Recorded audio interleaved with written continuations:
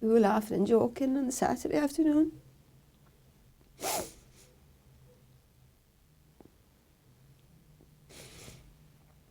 So, Saturday evening, he and a friend of his came back to the house to get ready to go out into town. And I remember watching the X Factor finals last year, and I was shouting at him to turn the music down because we were both laughing and giggling upstairs. And 10 to 11 in the night, I dropped him into town.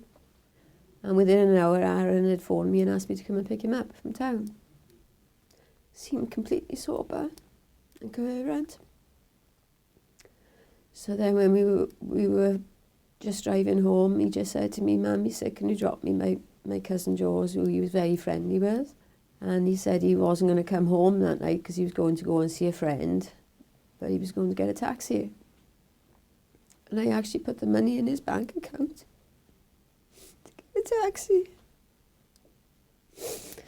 not knowing that he was putting petrol in the car.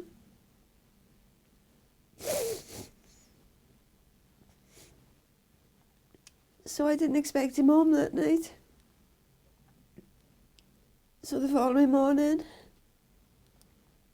I had my grandson and my granddaughter there, and we were making Christmas cards. And I seen Nathan pulling up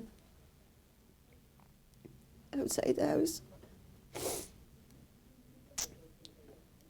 And he came to bring me the news that Arran had been killed.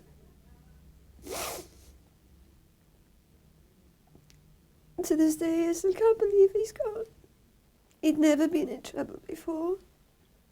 And yet he made that one mistake. And it's just,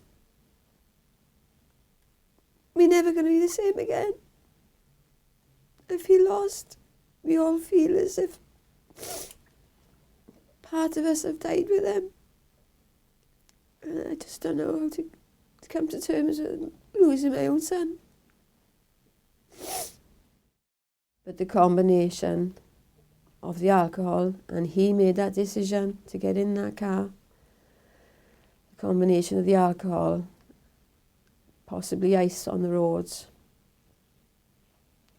and just losing control on the bend. We feel that he lost control on a bend, overcorrected his steering, and then ultimately hitting the tree. There should be no drinking or driving, and that should be made law.